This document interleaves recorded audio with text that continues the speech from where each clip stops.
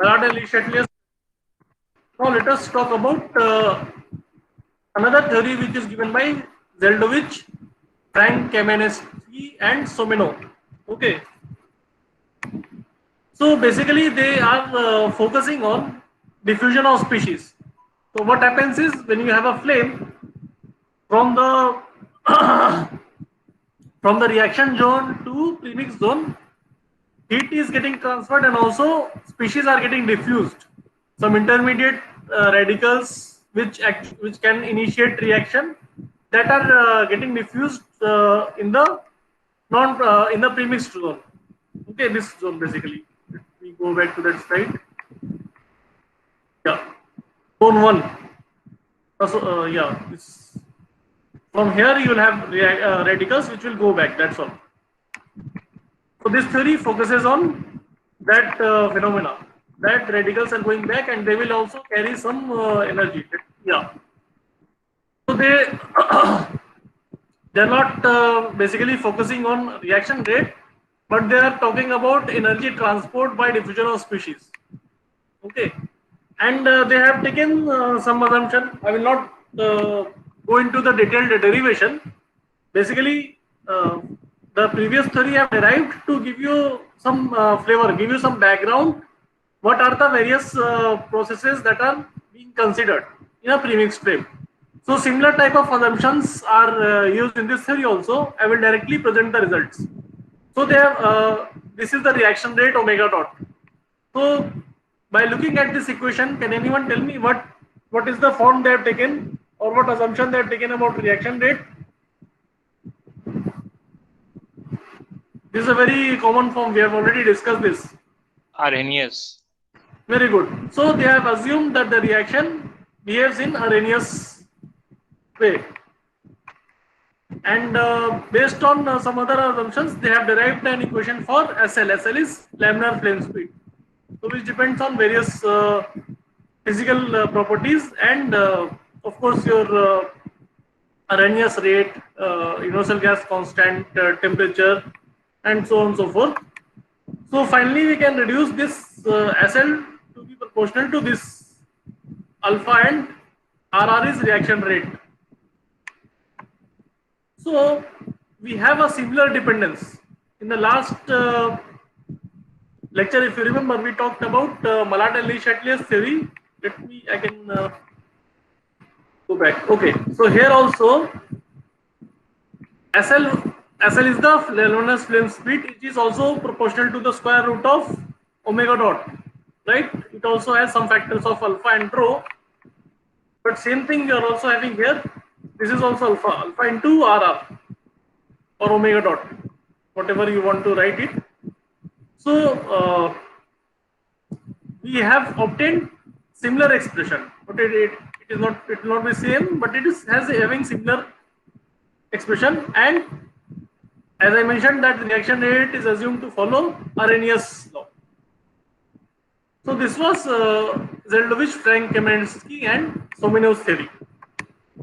So these are the two simpler theories, okay, which considered some aspect, either thermal or reaction rate or energy transport, mass transport. There are simple theories given by earlier researchers.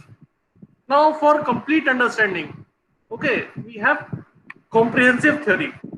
So what basically is done here is that we'll have some governing equations, and based on that we'll do some computation, and by following that procedure, at the end we'll have a complete picture of what happens inside a laminar flame that I'm going to show you today.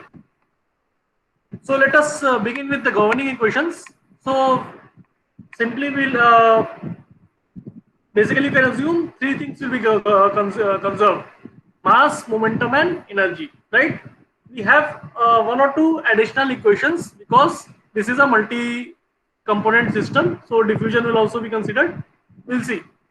So first, let us begin with mass conservation or continuity equation. So again, first these things I assume that you have already covered in fluid mechanics.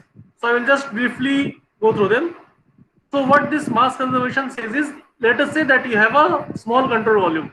Okay, and again, one thing I want to emphasize, that all these governing equations I will be discussing in 1D.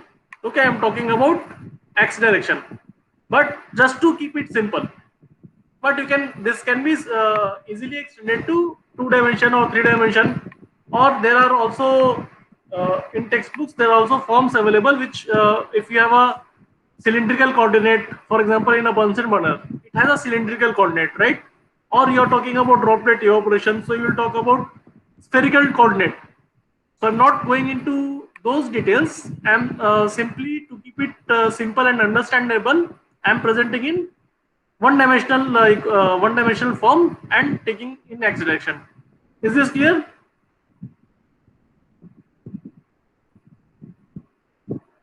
Yes, sir. Okay.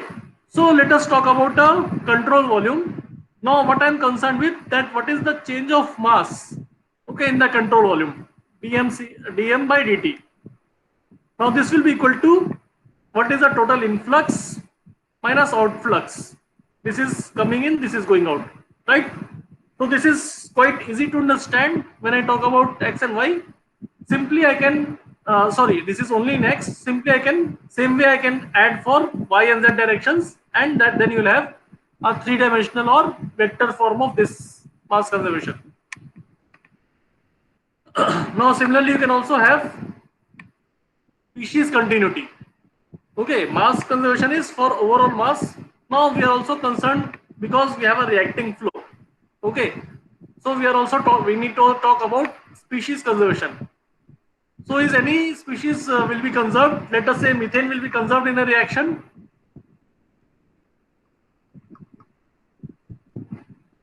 or it could get vanished. What will happen? Fuel will. Sir, its concentration will change. Yes, concentration will change. So it will not have a constant concentration, but we are talking about mass rate of production. So this will take care of that. Okay, so let us look at the terms. So first we'll say that we'll take into account two factors basically. One is mass flow because of convection. Okay, bulk flow. d by dx of m dot is mass flow rate. If you put 2 dash, it is mass flow rate per unit area, or you can say mass flux. Okay, y is the mass fraction of A.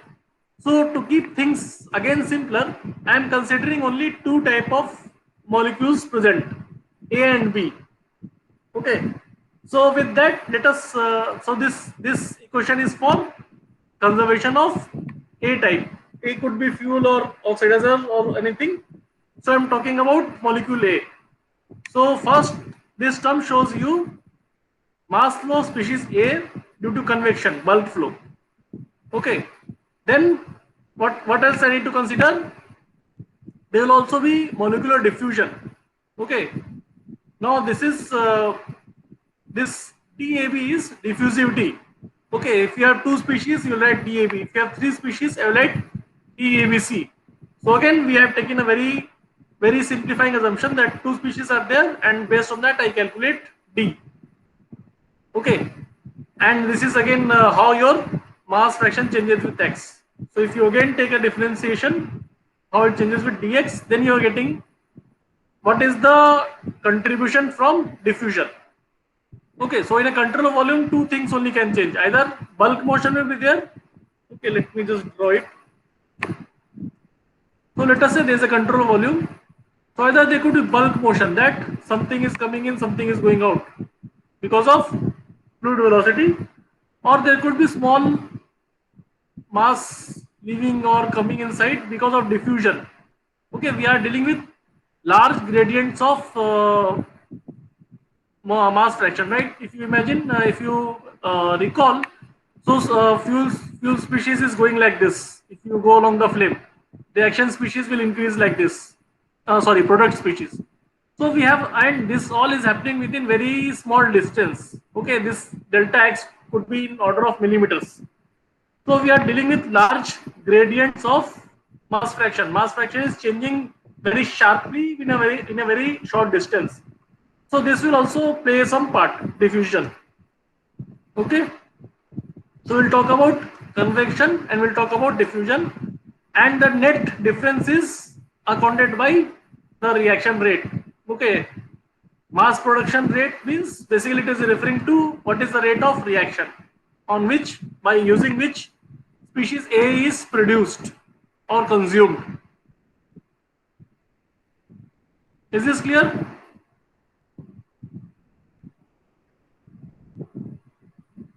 Yes. Yes, sir.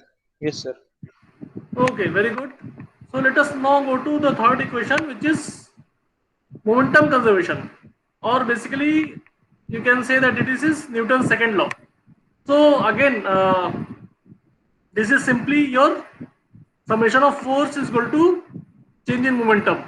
That's what. So if assuming that you have taken this course in fluid mechanics, so what this momentum conservation leads to? Any other famous equation anyone remembers? Navier-Stokes equation. Correct. So if you do the detailed derivation, it will lead to Navier-Stokes. So that is what is generally being used, but I am not going into that much detail. But I hope that you are clear with that. Now again, we'll another thing conserved is energy. Okay, so for energy conservation, we are looking into first law of thermodynamics. Again, I am hoping that you have background over this. So what we are basically showing here is that we have basically heat is, we are talking about heat flux, work done, and change in internal energy. Okay, it also includes your kinetic energy. So if you write that in a simplified form, I can see that change in enthalpy, and this is the conduction term, and this is basically all this is related to your production term, and not whenever you have triple dash, it is referring to reaction rate. Okay, so to just to keep it simple, you can refer to first law. So heat is supplied, heat is lost. First, mostly we assume that work done is zero, and then we talk about what is the change in enthalpy, and in general these terms will be negligible. We will not talk about generally for a, let us say for a Bunsen burner flame. Will not be work done. Will not talk about change in potential energy. We'll also sometimes neglect kinetic energy, but it will be, there will be some change. So if you take all these factors in consideration, basically you will conserve energy. Okay, this is generally done numerically in a CFD. So, okay, last one equation is Fick's law. So, why do we need Fick's law? Because we are dealing with diffusion here. Okay, so what it says is that mass flow species per unit area. This is basically mass flux. And again, I am assuming only two species are present, A and B. Okay, so when I say what is the total mass flux, this will be a sum of bulk flow and diffusion. This was basically used in your species conservation. Okay, so this is also an important equation when you are dealing with multi-component mixture. So in a flame, you will have fuel, you will have oxidizer, you will have products, you will have intermediate species. So for such multi-component and reacting flow, we need to account for this type of behavior, diffusion and adduction, all that. Okay. So what we are going to do is we'll use all this governing equation, and then we'll try to solve flame numerically using a CFD solver. So what we do is basically for combustion problem we assign them to boundary value problem. Okay, so what we don't know, or what we find, we will try to find out is how temperature and mass fraction varies. Okay, so how it varies from a given upstream location to downstream location. Okay, that is what we are trying to find out. So what is given to us, you know, this is how it varies. So I can say that at x going to minus infinity at far upstream, I know that what will be the temperature, unbound gas temperature, mostly it is room temperature, right? Or if you have some other temperature, then you can specify that. Then at x goes to plus infinity, what will happen? So if you look at this temperature plot, this is what we know for a premixed flame. This is the general behavior, right? So what is upstream? Upstream, I know that this will approach. Look at this temperature plot. Upstream, it will approach what? Unbound temperature, TU. Downstream, it will get flat. Okay, so if it is getting flat, what I can say that Tx of that property will be 0. You all agree to that or not? Yes, sir. Okay, now what about y? So we also know that if you go to minus infinity, basically you don't have to exactly actually go to very large x, but whatever is far from flame, far upstream is theoretically we can say that we are going to minus infinity. So at upstream region, or let us say if you're talking about a Bunsen burner, so inside the port, inside the tube, what is the fuel mass fraction? It will consist of only fuel and oxygen. There will be no product there, right? So I will write whatever the initial mixture composition is there. That is what is my yi. Okay. Similarly, if you go for plus x plus infinity, then this will become, this will not change with x. This will become constant with x, and dy by dx is equal to 0 for each species. I basically stands for different species. So I could be oxidizer, I could be fuel, or I could be intermediate species. Okay. So these are the boundary conditions which are known. Have you guys anyone taken course on CFD or have some background? Yes or no? People are there or not? No, sir. Okay. So Yes, sir. Yes, sir. anyway, I will not go. This is all I need from that, from CFD perspective. So basically, you have a computational domain and you are specifying some boundary values, that upstream what happens, downstream what happens. Now I need to find what goes inside the flame. So I know far upstream, I know that downstream it is gradients are vanishing. That's all I know. And what else I need to know? I need to have some mechanism. Okay, as if you have remember, we have talked about different mechanisms in previous classes. So there are standard packages available. So you can use Chemkin, DAR, Scantera. These are commercially available or open source package which contain all this reaction mechanism. So you just have to specify. Okay, let us say I need methane. So I'll say I will use Chemkin. I will say GRE 3.0. Use that mechanism and solve for flame, and you will get a detailed structure of a flame. Okay, let me show you. So let us talk about methane air flames. Okay, this is one of the simplest hydrocarbons to begin with. So after solving that, okay, after using these assumptions, these boundary conditions, and after using these packages, you can use, you can actually use Fluent, and you will get something like this. So let us now have a detailed look of what is going on.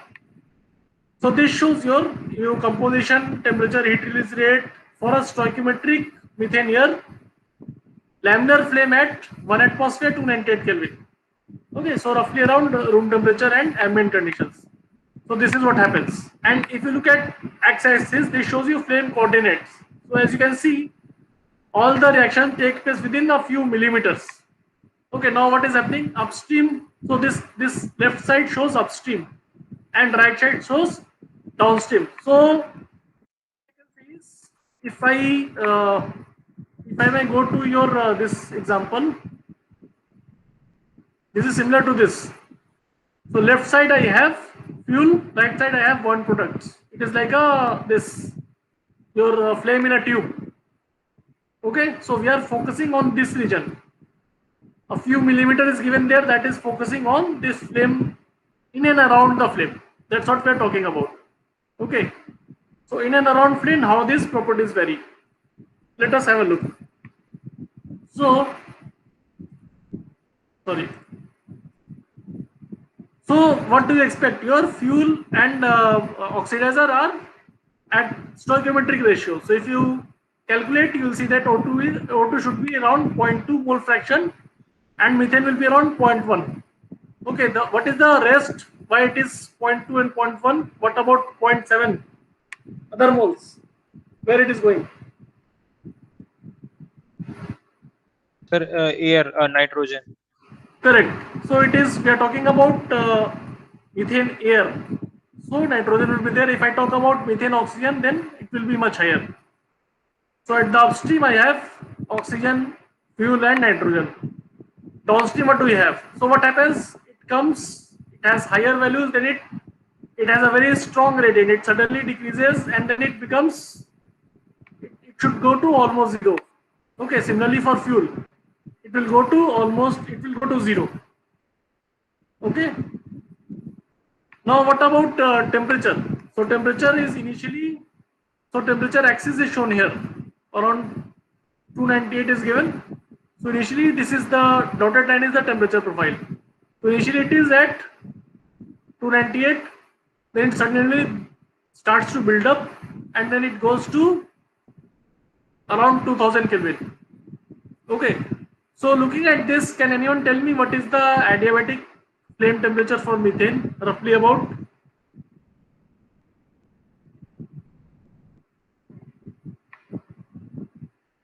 $2,100. Yeah, roughly something more than 2000. This is what refers to our adiabatic flame temperature. Okay. Okay, now let us look at other products. Okay, let us talk about what is this Q dot? Can anyone tell me?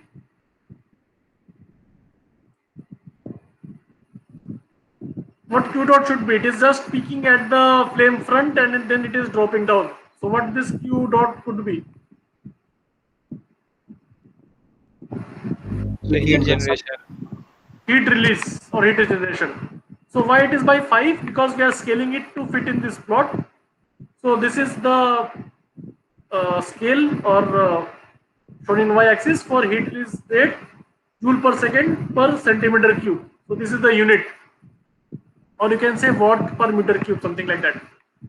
So this is scaled, and this is the heat release in the reaction zone basically. Okay. So we talked about reactants, we talked about heat release. Now let us talk about products. So what are the common products for methane combustion? So water will be there. So initially there is almost zero water. You see that this suddenly starts to build up, and after the flame front, we have sufficient quantity of water. That will be, this will amount to what you will expect from a stoichiometric or balanced reaction. Okay. Then we have CO2.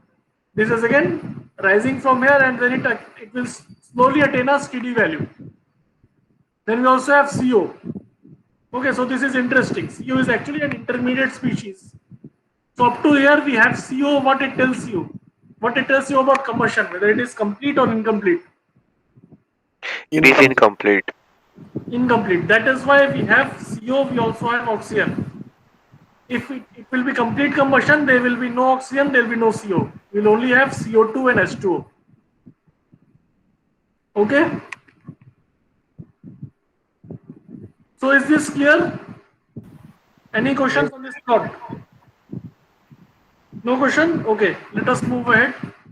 So for the same reaction, let us now look at the intermediate species. Okay, radicals. So what are they? So CS3, CS2O, O atom, H, OH, how it varies. So all these species will peak around the reaction zone, and then they will slowly drop out. Okay, at the end of the reaction, when the combustion is complete, we expect that these species will go to zero. But ideally, these are simple assumptions. So in practical application, there will be some very small percentage of these radicals. Okay, and that will lead to different recombination reaction, different pollutant formation, and all that. So this is how these intermediate species varies. Okay. Now let us look at a similar type of plot. So this is what actually I did. This is a plot from my BTech project. So again I did a similar composition of in a similar way I have used what do you say, I have burned methane, and you can see methyl fraction is dropping down, and same way you can see temperature is building up, CO2 is building up, and CO is intermediate, which is getting vanished with time, with axial distance. Okay. Similarly, okay, don't. There are few things I need to point out. So some these plots have scaled. Okay, methane is, as you can see, 10 times of what it will be. It should be lower than 0.1. It is multiplied by 10 to show you clearly. Okay, similarly for other species also. T is scaled with T equilibrium or adiabatic flame temperature. So slowly with time it will approach adiabatic flame temperature. And you see there is a kink here. Can anyone explain what is happening, or is it correct? Does it look correct or not? Or something is a problem, something like that? So basically it is because of some error in the code. It should be coming smoothly and it should come down. Okay. So why I am showing this is because this is all these plots are one dimensional. Basically it tells you that if you go in x direction how things will change. So similarly I have also made 2D plots that I will show you in a short while. Now another plot for intermediate species, or sorry, rate of reaction. So as you can see, this rate of reaction of water, CO, these all are peaking inside this reaction zone where your flame front is there. Okay, and these two are actually negative. Can anyone tell me why? Others are in positive, these two are in negative. Why is that so? They are being consumed. Correct. So they are being consumed. So they are in negative. What is getting produced is in positive. Okay. Fine. Now let us come back to this plot. So what we are seeing here is basically if you cross this line, if you cross this flame front and then you plot this variable, this is how they are going to look. Okay. Now let us have a 2D picture. So what you see, this is from an experiment, this is from a CFD. Okay. So what you see, this is the conical preheat region. The dark region, what you see, this is what is shown here. And this is a plot of temperature basically. So this is a cold region where all the reactants are present. Then reaction starts to happen in this flame front, which you see as the luminous zone, which is shown here. And then you see that temperature is getting increased. This is contour for temperature. Okay. Is this clear what we are talking about? Then I will show you some intermediate species also. Any questions on this? Okay, let us now look at some intermediate species. So this type of plot you will not find in any book. Okay, what I actually did some calculations based on that I have plotted here. So this is a 1D plot which shows you how. Let us talk about CO and CO2. So CO is getting produced at the flame front and then it is keep on increasing, and this is CO2. What about CO? CO gets produced, it gets peaked and then it starts to go down. Okay. So can you observe the same type of behavior here? This is the same flame which I have shown. This is a simple Bunsen burner premixed flame. Now as you see CO is peaking at the flame front, right? In this plot, red is basically your highest and blue is lowest. Okay. So as you can see, CO is highest here. So this is highest in the flame front. This is a flame front, right? Basically, I'm trying to give you a picture how it looks in 2D and 3D. 1D, some people are not very clear with, so that's what same thing I'm plotting here. Okay, so CO is peaking and then coming down. The same behavior you can observe here. It is coming down and eventually it will go to 0, right? Same way, CO is starting to build up. You can see from here, CO is not, CO2, carbon dioxide is not peaking here, it will peak at a later time. So that's what you can see. It is not peaking at the flame front, it is not red, it is greenish. It will peak at a later time. Why is that so? Why it will peak after CO?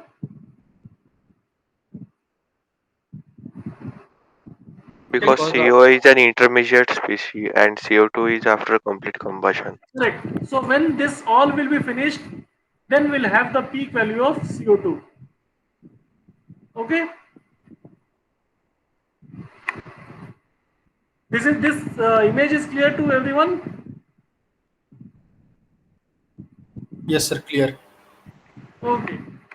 Fine. Now let us talk about another intermediate species, OH. So OH and CH, these are the two very important flame front markers. Okay, so when you want to identify where the flame is actually located, so OH is one of the very crucial species and which can also be measured easily. So we do laser diagnostic studies to get a similar type of map for OH experimentally. This is what I obtained computationally, but same way you can also obtain OH for an experimental configuration in an experiment. So what you see in this plot is OH is again peaking in the near the reaction zone and then it is suddenly slowly coming down, right? Same behavior is shown by H, O and other species. I have actually the one case, maybe next class I will show you how all these other species also vary along. So now let us focus on OH. So same behavior you are observing in 2D figure. So OH is 0 initially in this preheat zone, there is no OH. Some amount will diffuse, that is what is small amount is shown here. Okay, then it will peak in this red region and then it will come down and finally it should go to 0. But the peak of OH corresponds to flame front region.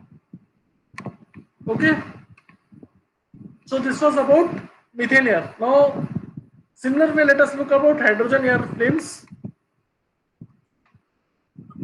So as expected, we'll have high concentration of oxygen and hydrogen and oxygen. Initially, basically they are at stoichiometric ratio. Okay, stoichiometric hydrogen air at 1 atmosphere and 298 K. These are the standard reference states. So we have hydrogen and oxygen which are being consumed. Okay, oxygen is getting consumed. Now we have heat release rate scaled by 10 to fit in this plot. That's all. If you don't do divide by 10, then it will go some higher value. So heat release will be at the flame front region. Okay, now we see that product. What is the only product of hydrogen combustion? Water. There will be no CO, there will be no CO2. There could be some intermediate species, but stable combustion product is only one, water. This is why actually hydrogen economy is now getting a lot of push, not only in India but in global scenarios also. We are looking for non-carbon fuels. So hydrogen is a major potential for that.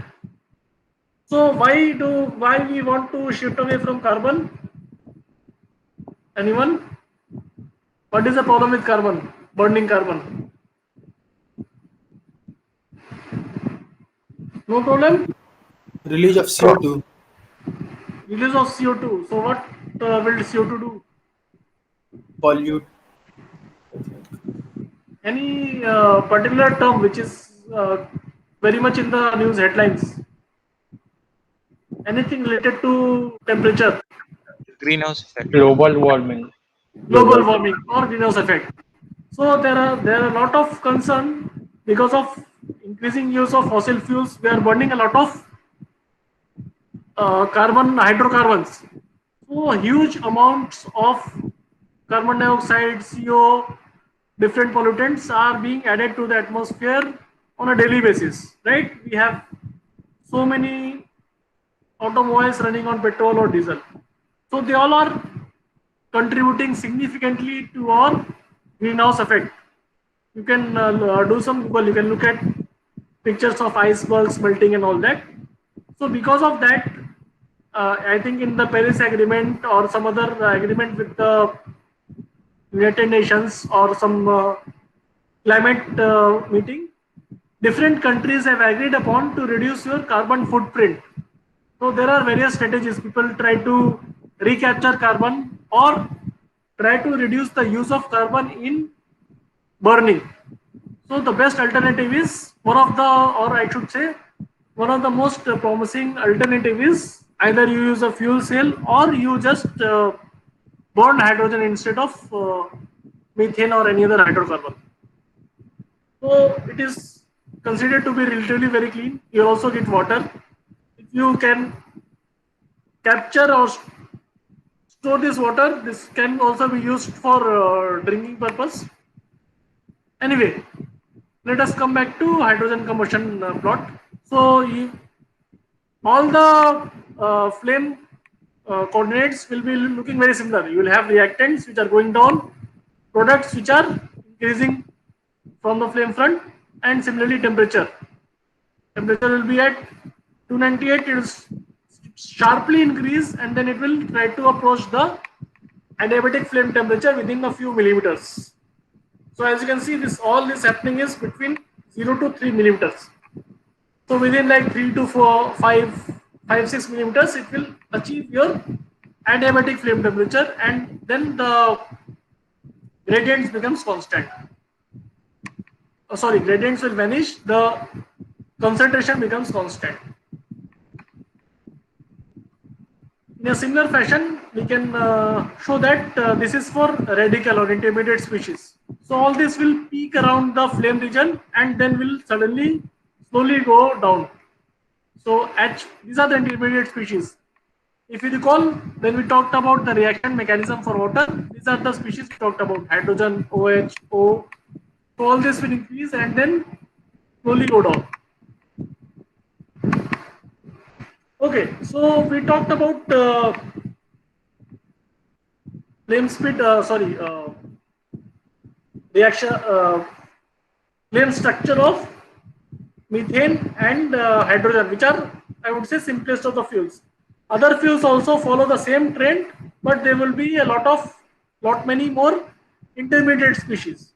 Okay, so just to keep it simple, we limit ourselves to these two fuels, and let us now talk about what are the different techniques which are used to measure flame speed.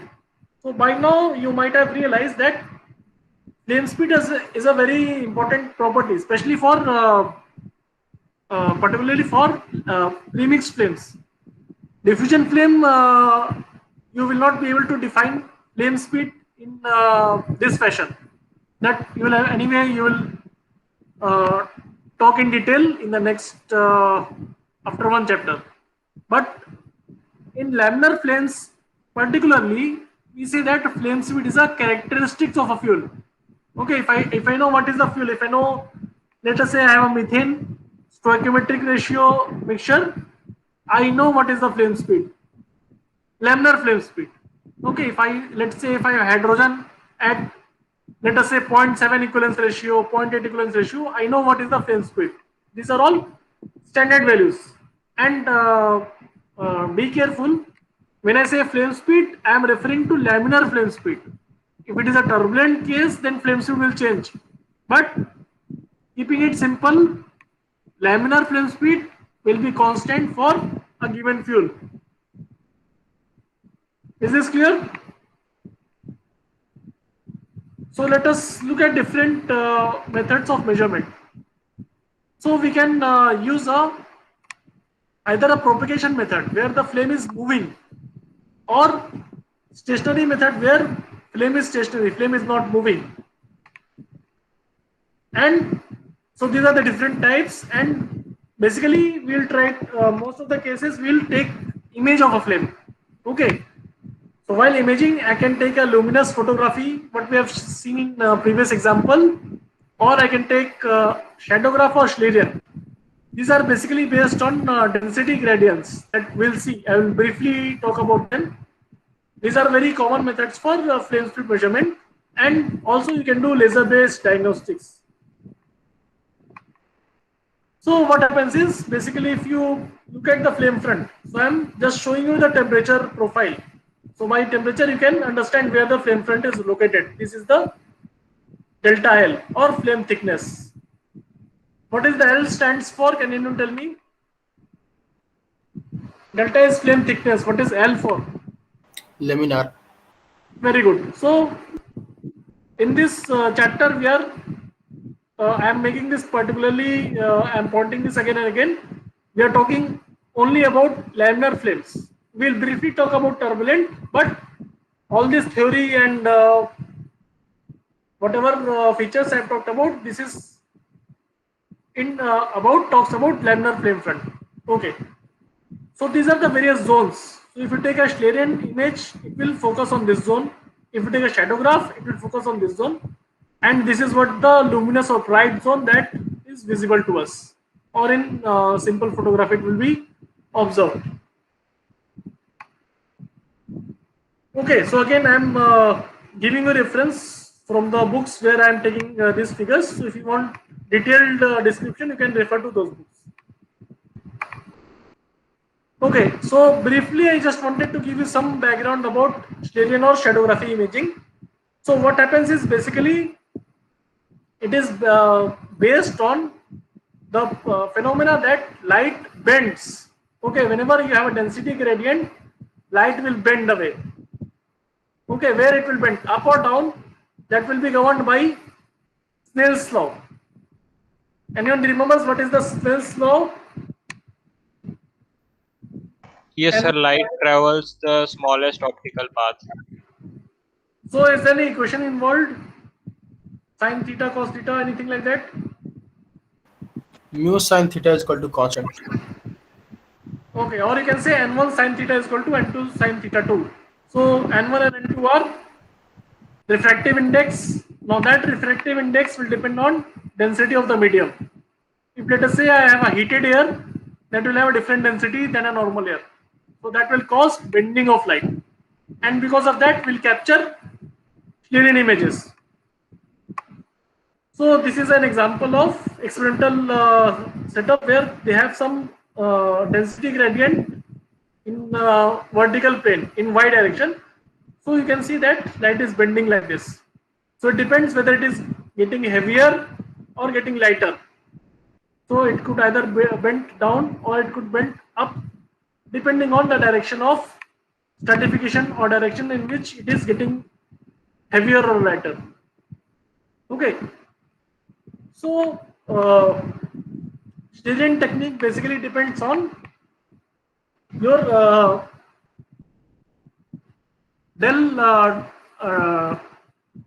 change of density with respect to coordinate. This is the first derivative, right? Shadowgraphy is a similar technique which basically is dependent on second derivative of density. That is the only difference. Okay. Now let us look at some examples. So again, I am providing all the links where I have taken these images, and you can go and read about in detail.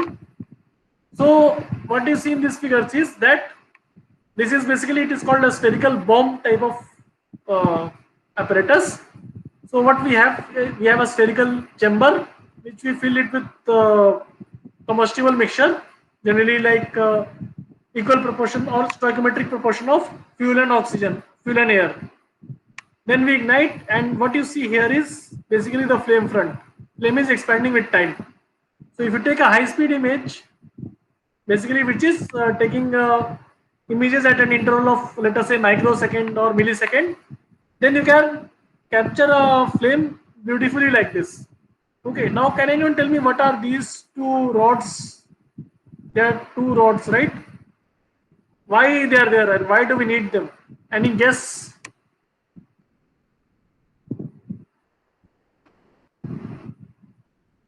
To supply fuel and oxygen. No, fuel we have already filled. It is a closed chamber. We have filled it with fuel and then only we are burning it.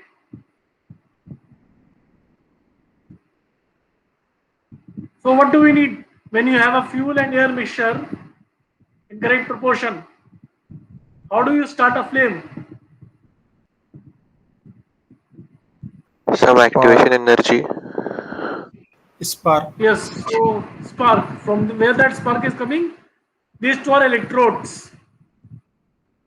Okay, so we pass electrical current and between them a small spark is generated. That will ignite your flame.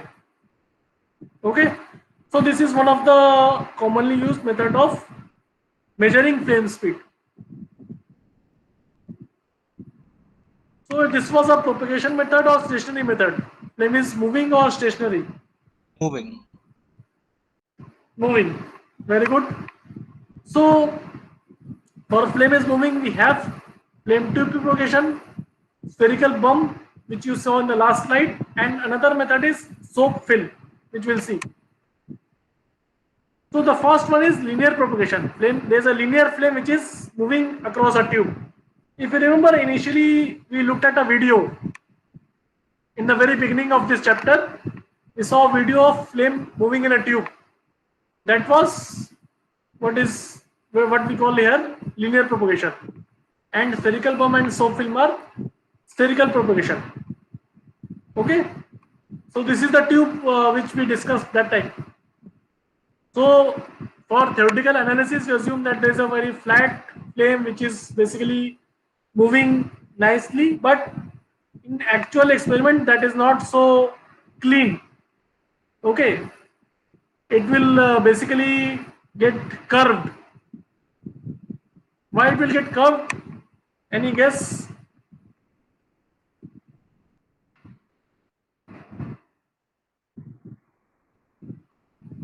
So ideally we have assumed that it will be very flat.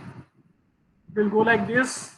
It will move with time. It will move like this and this. But if you remember that video, what we have seen, so you want to see that video again? You want to see, or you want to take a guess what is happening here? Say something. I don't know what you people want now. So we can see. Okay, so let us go back to that video. Look at it and try to guess what actually is happening there. Okay, this is the video. So YouTube link also I will. Let us close the volume. Okay, let me go a little back. So you see, this is actually the flame front looks like this. It is not a very flat front. Right, so if you take high speed images, you can actually calculate what is the location at what time, and based on that you can calculate the flame speed. That is one method to measure flame speed experimentally. Okay, now, sorry.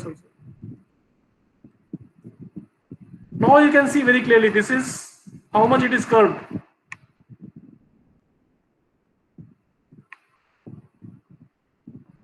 This curve, right? It is not flat and nice flame like this. Do you all agree or not? This is a theoretical, idealized way to study a flame. Okay. So what could go on? Or why it is, okay, let me give you a hint. If I have a vertical tube, then it could be more better than this. It will not be a very exactly flat, but it could be much better than that. Now, can anyone guess what is happening there, or why it is bent? Sir, is it due to buoyancy? Correct. So, various effects are playing here. Buoyancy is one of the effects. Then there will be natural convection going on. Okay, there will be different in density. Burnt gases. So, which will be more dense, burnt gas or unburnt gas? So burnt will be of higher temperature, less density. Correct. Higher temperature, less density. Okay, let us say that this is a tube, this is a flame. So this is burned gas, this is unburned gas. So this is at higher density, lower density, higher temperature. Density is low, density is high. Okay, so that will cause some distortion. That will definitely lead to some distortion. Then these tube walls, they have friction.